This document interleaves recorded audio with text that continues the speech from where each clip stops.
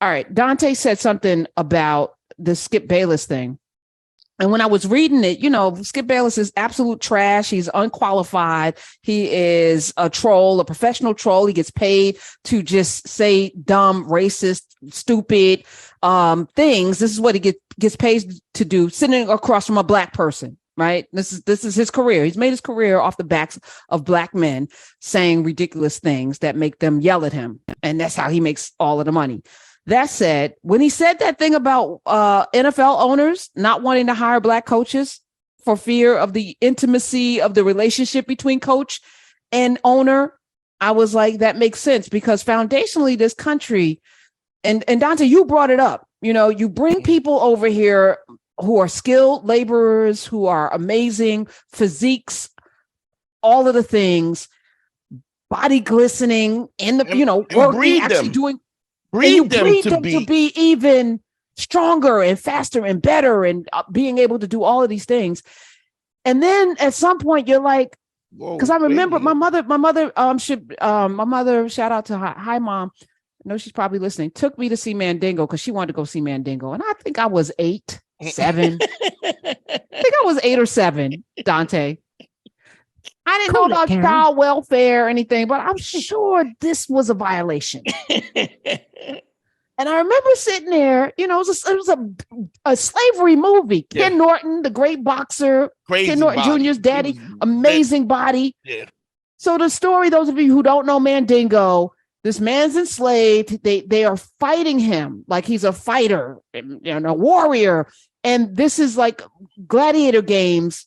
His master, he's an enslaved person, got him fighting. The master goes away. Missy Ann is like, hey, big fella. And they develop a relationship. Sort of. He don't really have a choice. He don't have a choice, right? It's rape on his part. He's been raped by Missy Ann because he can't tell her no. Yeah. Missy Ann gets pregnant. Remember this? I'm 7 or 8. I remember it like it was yesterday, Dante, because I'm sitting there like, what is happening? I'm looking at my mother like, I can't believe you got me in this movie. I know it's got to be rated R. It was before the rating systems, maybe. It couldn't have been because Melvin Van Peebles had an X-rated movie out before this. So I'm like, but it's during this era. Yeah, Sweetback's badass. So I'm sitting there like, okay. So she's pregnant. I'm like, what's going to happen? Baby comes out, is black. Massa like, what the hell, right? And I remember the last scene like it was yesterday because it was so brutal and horrific what they did to this man's body. But you think about, again, how many black bodies were exploited by white men who are homosexual on plantations. They never talk about that. But anybody putting your ping in a sheep or goat or horses, doing all kinds of things, you were definitely violating little boys and grown men when you had complete ownership of their bodies. We don't talk about it. But then you also now put them on a sexual, you call them sexual, demons. So you do a whole movie, Birth of a Nation, one of the first big moving pictures. Woodrow Wilson screened this at the White House, and the whole movie is about preservation of the white woman's virtue from these rapists. That's all they want. They're just while they raping everybody, you and I sitting here with our light-skinned asses, something happened. So what's crazy is everything from marijuana to jazz attached to, we don't want our women to be, they're going to want black men. They made a law making it illegal for black people and white people to marry until 1967 in this country, all around this notion that if we make it against the law, poor Emmett Till. That's it. Always about that.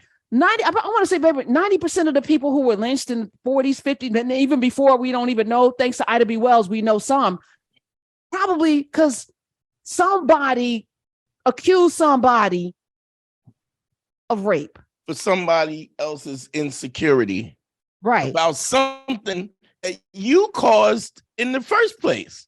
You could have left us where but this is an ongoing lack of foresight in white folks. Like, you think you're gonna do this? They did the same. Even when you talk about heroin, we gonna sell heroin and then when it creeps into your house, you're gonna during the crack epidemic, you erase all of the agency to deal with addiction because Black people are the ones that get addicted. Then you get the opiate crisis, and then all of those things are dissolved. So this is over and over and over again, and the sexuality is no different. So I'm asking this question, right? At the center of this, for Skip Bayless to say, is everything attached to the proclivities of Black men? And then what pressure does it put? And I'm asking everybody on Black men to feed a narrative, right? So there's something sick about Black men have been categorized this way, then you have to live up to it.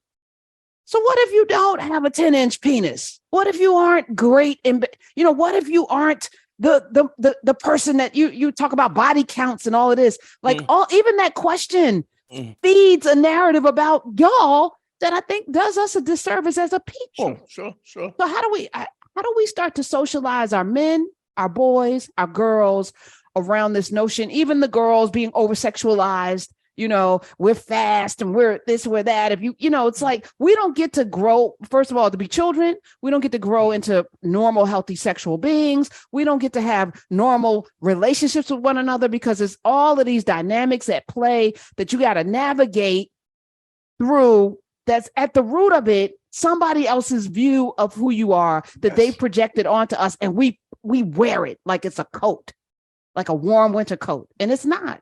I'm struggling with this. I'll tell you something that's interesting.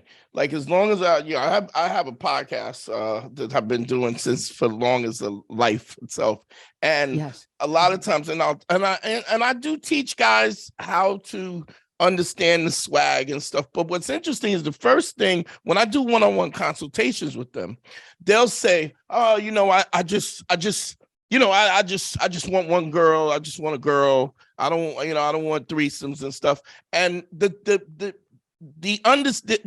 perception is that I think that they're less than because they want that. When what I'm trying to say is you can define your happiness the way you want to define your happiness. You still have to understand the dynamics between men and women, the social. But if you want a good woman and have a good, that's okay too. But if you don't have the possibility, if you don't understand what your personal value is, and you have a strong woman, which what'll happen is you'll feel as though because you have no options, or because you don't feel that you're worthy of a good relationship, you won't set boundaries. Men will not. Yeah, but even you categorizing somebody as a strong woman, like everybody should be, everyone listening right now should be strong in the things that they believe in. But everybody's not. I'm not. Let me reframe it. Do you want a weak person? I'm just saying, like, no. So when the brother called up, talk about his stepson and the girls are doing everything, doing their laundry, I'm like, so is this what men? Do you want to have a slave? I'm gonna say it like that. Like, do you want to have a slave? Is that your ideal? Is to come home and have somebody do everything that you tell them to do? And you don't have to, your meal is there. Everybody is not, men and women both are on a different spectrum in terms of how aggressive they are and how strong they are as people. That's not men specifically or women. Yeah, but I don't equate strength with aggression. Strength is character to me. Strength is I stand for something. I have values and morals, and these are the things that I stand for. And I'm not going to waver based on your wants and desires, right? So if you come into my world and you like to smoke and I don't smoke, you're not going to make me smoke. If you like to drink and I don't drink, I'm never drinking.